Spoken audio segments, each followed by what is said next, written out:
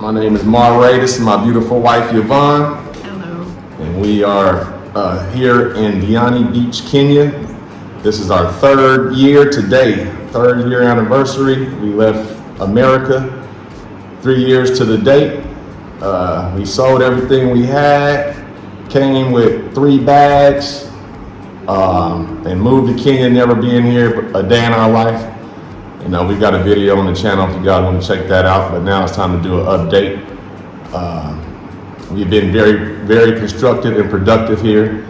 Been able to accomplish a lot of things in a short amount of time.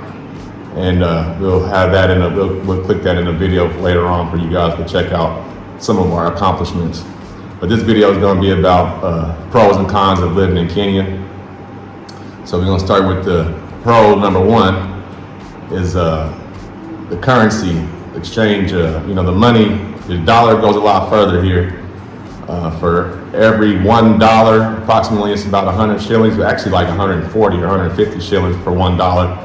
$10, it'd be about 1,500 shillings, something like that. So your dollar goes quite far. Yeah, it's super affordable. So produce, vegetables, fruits. Gosh, you can go. Sometimes we buy a slice of pineapple, watermelon for what, 15, 20 shillings. So that's like maybe 10 cents. And when we first arrived, so 3 years ago, we were renting a spot, and our rent was 40,000 shillings a month. So in my mind, I equate that to about $400, but in reality, I looked at the exchange rate, and right now that's about 262 US dollars. It was a modern apartment, a modern facility, so super affordable. Yeah, pro number 2, it's very serene, calm, peaceful, quiet, beautiful Africa. You know, I know people say that all the time, but you know, it's very quiet here for the most part. Peaceful. Those who like to meditate, it's a good place where you can come and get your meditation on. Reading, you know, it's very peaceful and calm here. Yeah, my husband had specifically mentioned the point that your life is not threatened, which is, I think, a solid point. I think physically and mental health wise, it's definitely an overall healthier lifestyle.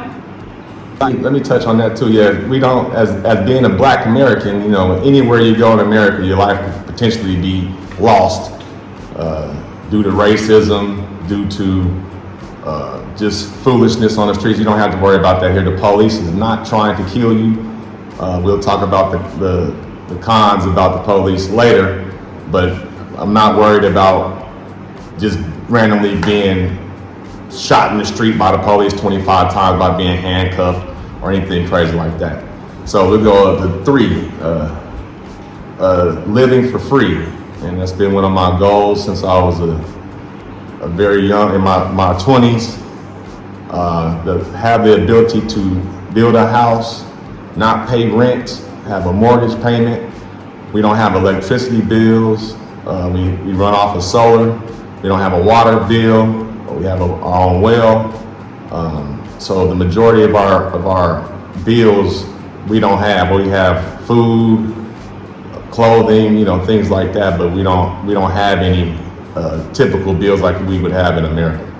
Yeah, absolutely. We are off grid, and that comes with its own pros and cons. So number 4, labor is cheap. Yep, cheap labor. We have, they only make about 500 shillings a day on average. So when it's time to get things done, it's very affordable. Or like say you can come here and build a house. It will not cost you nowhere near like it will cost you in places like America. Also domestic help. We've gotten spoiled. We have a housekeeper that comes and cleans our home. We also have we have a landscaper who works here every day, so we're able to provide some work, and we pay him more than than what they would normally get paid. So I wanted to add that one in. Yeah, so our house help, she comes 3 days a week. She does some cleaning and light, maybe cooking, I would say. And we pay her about 1,000 shillings, sometimes a little more if she stays longer or we ask her to do something above and beyond. And we have a caretaker, we have security guards. So definitely contributing economically to the area. And that's another pro that we can throw that in. But 5, living on the other side of the world, I enjoy it because we're so close to other countries. Being in East Africa gives us access to Ethiopia, Egypt, South Africa, Rwanda, Tanzania. I mean, Uganda is right around the corner. Tanzania is right down the street. So being able to be in this central location, we're able to travel a little bit more freely and not spend so much time flying on airplanes. Yeah, just coming from where we lived in America here, and we made the trip a few times. So usually on a good trip is around 22 hours. So, but that can extend with layovers and whatnot. We could, up to 33 hours. So absolutely being on this side of the world has allowed us to get in our African travel, and it has been a benefit. We just got back from South Africa. That was a 5-hour flight. That was super convenient. We had a great time. Which brings us to number 6, the airstrip, or they call it airstrip, we call it airport back home. But the airport is about 10 minutes away from us. We can see it from the roof of our house. That allows us the ability to, like we want to go to Nairobi, it's an hour flight to fly to Nairobi. We want to go change the pace. Very affordable flights. And in case we had to get up and leave, we're right there. The airport's right here. We can get up and go. Number 7, friendly. I have to say, I think Kenyans in general are very, very friendly people, welcoming people. They like to chat. They're helpful, and that's been a big pro being here. Yeah, very friendly people. Not non-confrontational. Unlike as people from back home, we know black folks are very confrontational back home, and it's very different here. Number 8, they speak English for the most part because they speak English, but still can be a communication barrier. But it's good that they speak English. I'd say 80% of the people here speak English. So definitely in town center cities, you're going to be able to communicate. Again, there is barriers like communication differences. They speak the Queen's English, but outside of that, you can basically get your point across. Yeah, African dialect with a British overtone. But brings us to number 9, being around black people. Man, you gotta love that. I love being around black people. There's limited white people that's around, so I love being around my people, and that's a positive for me. Based in Diani Beach, there's definitely a mix of people, but we're from the Western U.S., and I think maybe blacks represent maybe 4% of the population in the state where we're from. So being here is definitely very comfortable, and it's a good thing. And brings us to number 10, which could have been number 1, the beautiful white sandy beaches. The ocean, the Indian Ocean is right down the street. It's about maybe a 10-minute walk for us where we live at. In a car, you get there in less than 5 minutes, but the ocean is beautiful. White sand, clear beaches, nice good breeze, which we don't have to go because right now it's very hot. We're sitting here, you probably can't tell, but it's very hot right now. So the ocean is definitely one of the reasons why we wanted to move to Kenya. Yep, Diani Beach Ocean, our beaches are top 10 in Africa. I would probably say worldwide. It's a completely different vibe because it's not like overbuilt, overcrowded. So you could actually go to the beach and just spend some time on your own, walking, whatever, versus some of the other places we've been where it's built up and you can't really access maybe from a public road. There's free access to the beach, and it is absolutely beautiful. Which brings us to the cons. Let's go with that con right. Let's start with that con. When you're on the beach, you will be harassed consistently. You will be harassed. They will come up to you nonstop. There will be a line of people walking up to you to get you to buy something from them. They may oppose to be very friendly, but they want something from you. So that is a con right there that keeps us away from the beach, because we don't like being harassed, and they don't really understand what no means. Well, and I think it depends the day of the week you go to the beach, where you go on the beach, and it's hit and miss. So if you go at the right time, the right area, it will loosen up a little bit. It won't be as intense. But if you're in town center and you go to the public access at town center, it's going to be rough. But again, you can go to the outskirts, Galoo, the other end down by Tiwi, and it's a little calmer, and you can decompress. Number one, though, for real, is corruption. The police and government is very corrupt here. And I make a joke, from the oldest person to the youngest, corruption. And that's good and bad, but you get pulled over by the police. I'm not worrying about getting shot. I am concerned about having to pay 1,000, 2,000 shillings just to not be harassed. So that is a con, and I don't like that. Yeah, I don't feel like I've been like directly impacted per se by corruption, but I know it's there. I know people get shook down. I know there's ways around systems, and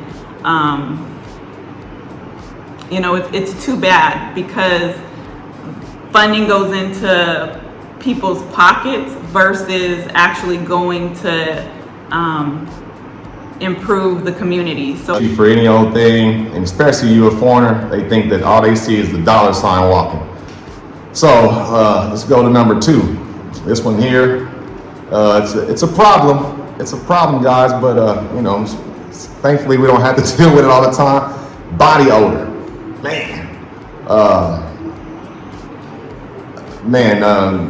deodorant and soap, they don't really use too often, especially being so hot. Body odor is an issue, especially if you're somewhere in close quarters with someone. Stuck on a matatu or something. Oh man, inside of a store line.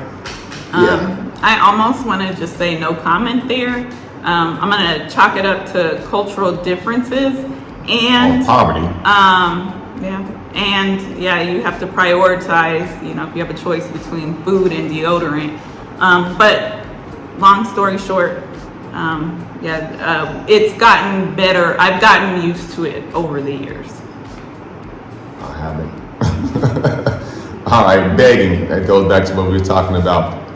A lot of I feel like beggars. you already did that one. Well, we did with the Indian Ocean. It kind of tied into it, but like say walking down the street, you walk down the street, someone's gonna stop you and ask you for some money, try to get you to buy something.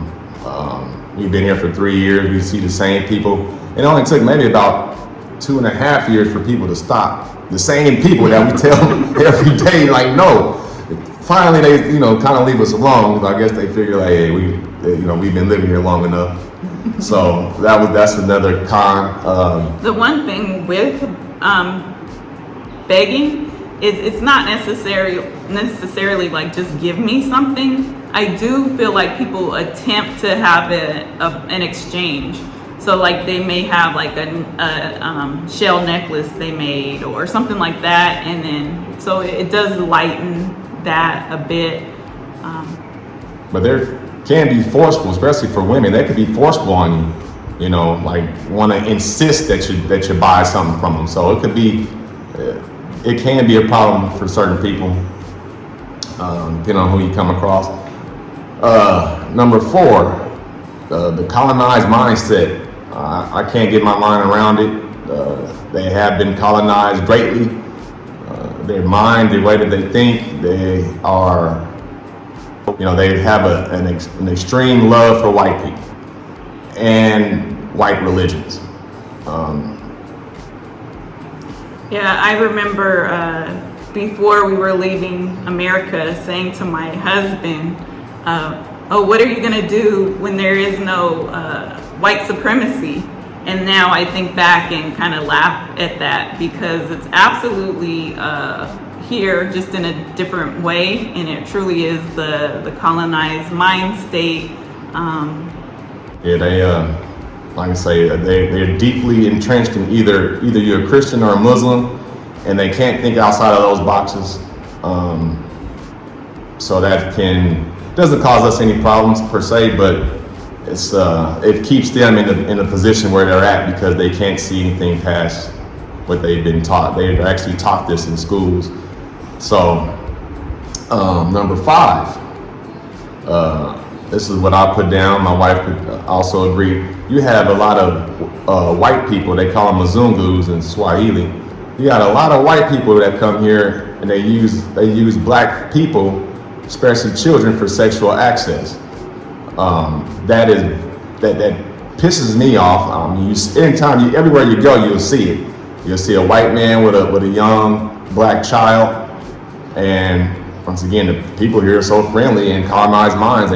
They just let it go down. Now, if they catch you doing something, they will kill you on the spot. I'll give them that. But for the most part, their love and acceptance for white people trumps pretty much everything. So white people could get away with, and then prostitution, and all kind of debauchery, sex crimes occurs here.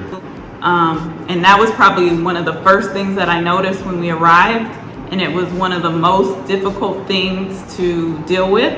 And then as time goes on, I guess you just start to look past it, just like everybody else does. But guaranteed, you're absolutely going to see someone that is 50s, 60s, 70s, white, with a young black person, I would say teens and up. And with children. But yeah, I mean, you'll see an old Caucasoid, 70 years old, with a 20-year-old black guy. And I know it's sexual and or slave. They were her property type things. So that's. Yeah, it's an exchange, but there's that power dynamic, and there is an uncomfortableness when you're aware of the situation. So we struggle with that. Number 6, food.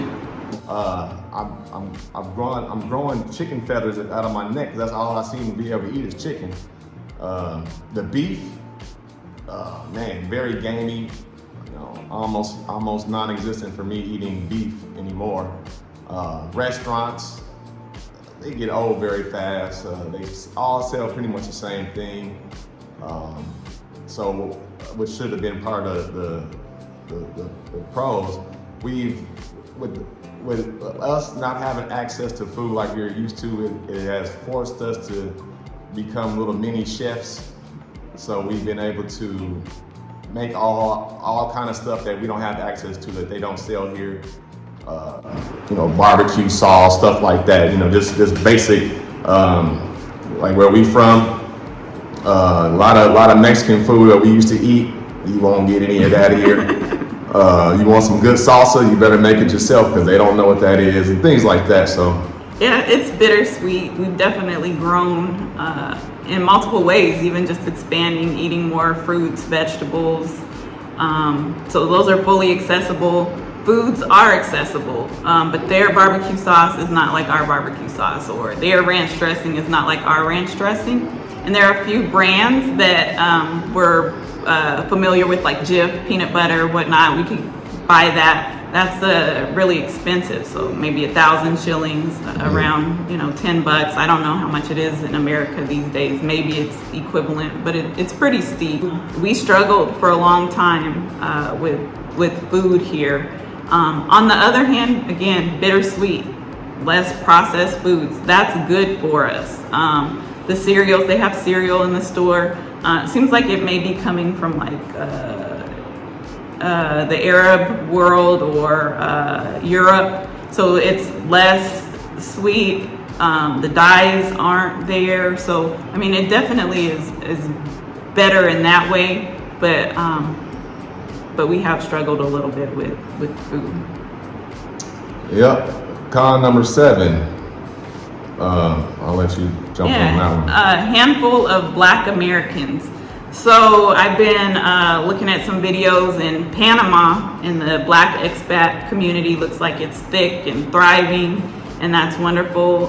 Here in Diani Beach, we have a handful of Black Americans, and it's great. We've connected with lots of folks, someone from Canada, and then of course just the States. But outside of that, I see the Indians and the Europeans, Italians here, and they connect, they build, they're doing big things. And again, we're just kind of, we have that small network and limited in that way. We're not on code worldwide. So, number 8, public information, difficult to navigate through. So yeah, I suspect this is dealing with like you're trying to get like your visa information, any kind of information you're trying to get from the government. It's very, very difficult to get. Like the internet systems are down all the time. There's nowhere where you can really go ask questions. For example, my mom and family came a few months back, and they couldn't get the visa online because the system was always down, so they had to go through a third party, but this is part of the corruption, to go pay twice as much for the visas than they would have if their systems were working available or up and running properly. So I found that to be less of a problem. So as we've been here over the course of the 3 years, I've learn how to navigate and when to access the systems and how to access the systems. But even public information is just super difficult to navigate. It's unclear. Like Mari said, there's nowhere you can go and just be like, hey, I want to ask this question. If you call, you may not get correct information. There's no numbers.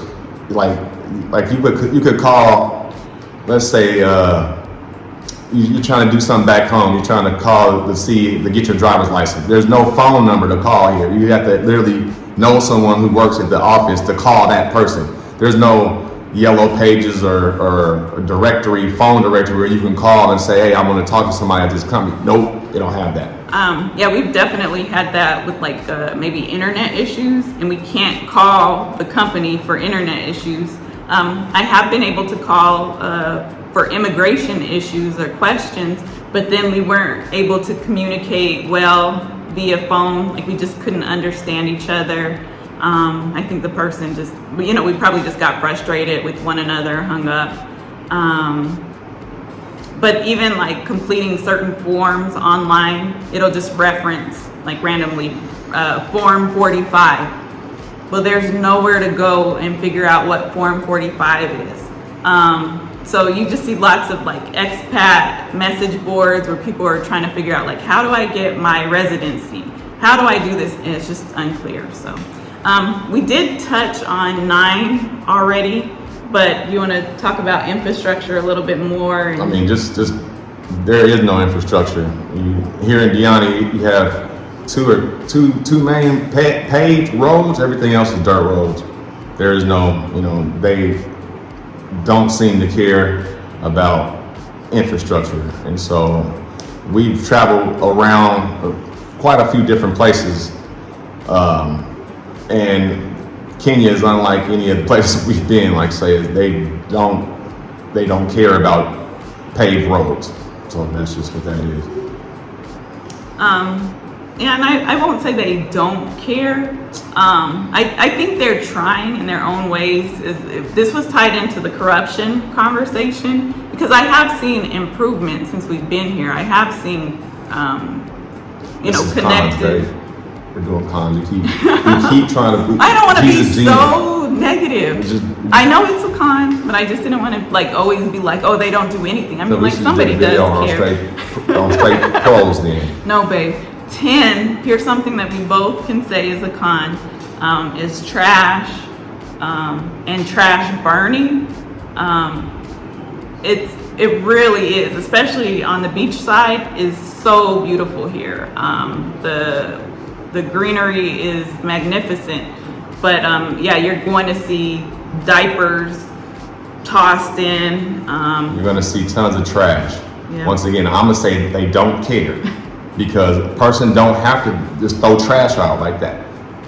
And so, for someone to just dump a whole bunch of trash on the side of the street, you know, that's not cool. It destroys what's beautiful scenery we have, insects, vermin. You know, it's just not a good look. Yeah. But that is our pros and cons.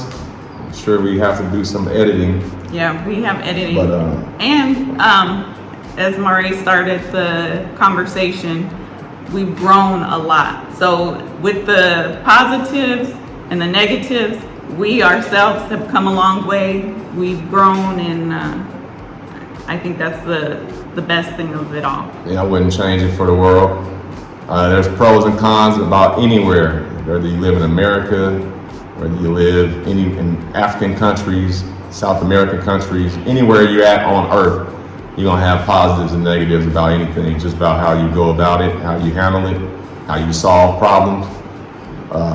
And as long as you have someone to help you, a partner, you are able to solve problems. And two heads is better than one. So Yeah. It's been a good experience.